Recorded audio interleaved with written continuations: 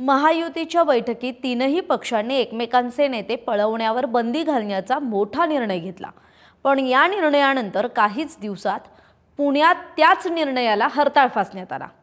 कारण दादांना त्यांच्याच बालेकिल्ल्यात भाजपनंच देधक्का दिलाय।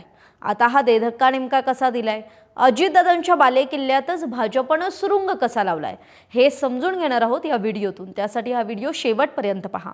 नमस्कार, मी कोमल, सकाळमध्ये आपलं स्वागत। सुरुवातीला आगामी निवडणुका आणि पक्षांतराची पार्श्वभूमी आपण समजून घेऊयात। आगामी स्थानिक स्वराज्य संस्थांच्या निवडणुका डोळ्यासमोर ठेवून पिंपरी चिंचवड आणि पुणे शहर असेल, जिल्हा असेल, यात राजकीय हालचाली वेगाने वाढल्या आहेत। अनेक नेते, पदाधिकारी, कार्यकर्ते हे पक्ष बदलताना दिसत आहेत।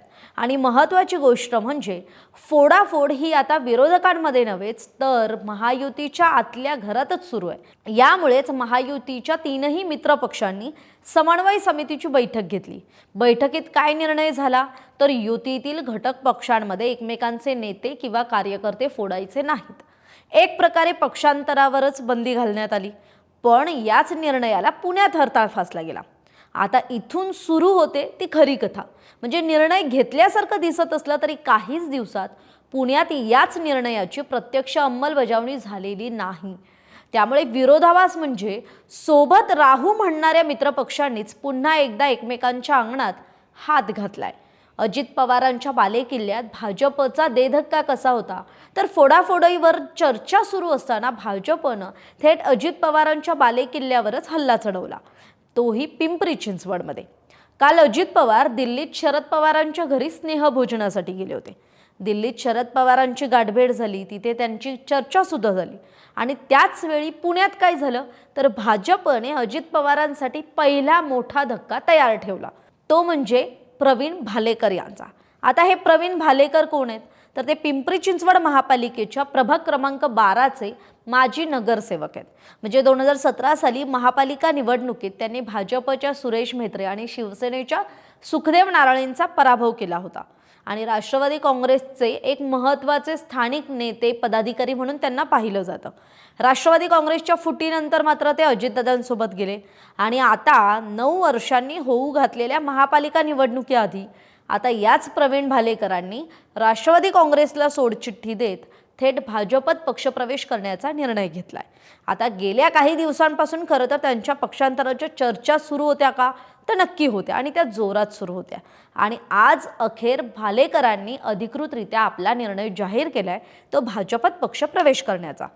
त्यामुळे भालेकरांच्या आता पक्षांतरामागची कारणं काय तर त्यांच्या म्हणण्यानुसार स्थानिक स्तरावर नगरसेवकांच्या दबदब्यामुळे पक्षकार्य करणं कठीण झालंय। त्यामुळेच ते काहीसे पक्षात नाराज होते आणि याच नाराजीचा फायदा कुठेतरी भाजपने घेतला आणि त्यांना गळाला लावलं।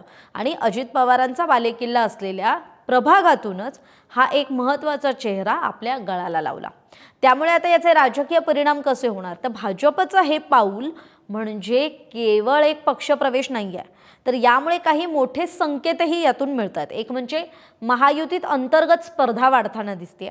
फोडाफोडीवर निर्णय घेण्याचा जो पक्षांतरबंदीचा जो निर्णय आहे तो फक्त चर्चेच्या लेवलला आहे, पण प्रत्यक्षात मात्र तो पाळला जात नाही आहे। तिसरा मुद्दा म्हणजे पिंपरी चिंचवडमध्ये अजित पवारांच्या शक्तीला भाजपकडून थेट आव्हान दिलं जात आहे। आणि चौथा मुद्दा म्हणजे आगामी निवडणुकांच्या पार्श्वभूमीवर याचा मोठा परिणाम आपल्याला पाहायला मिळू शकतो। आता भालेकरांचा अधिकृत प्रवेश सोहळा हा हिवाळी अधिवेशनानंतर आयोजित केला जाऊ शकतो असं म्हटलं जाते। म्हणजेच हे प्रकरण अजून गाजणार, राज्यात चर्चेला येणार असं दिसतंय। आता याचा म्हणजे या सगळ्या बाबतीत महायुतीत खरोखर सुसंवाद आहे का हा मोठा प्रश्नचिन्ह उपस्थित करण्यासारखा हा मुद्दा आहे। कारण एकीकडे वरिष्ठ पातळीवरचे नेते काय म्हणतात की आपण एकमेकांचे नेते फोडणार नाही, पण दुसरीकडे जमिनीवर नेमकं उलटं घडते। म्हणजे भाजपनेच पिंपरी चिंचवडमध्ये अजित पवारांना मोठा धक्का दिल्यानं आता हा वाद पुढे आणखी पेटू शकतो। त्यामुळे महायुतीतील तणाव, राष्ट्रवादीतली अस्वस्थता आणि भाजपची पिंपरी चिंचवडमध्ये वाढत चाललेली पकड, हे सगळं काही आगामी निवडणुकांआधीच राजकारण तापवणार हे निश्चित।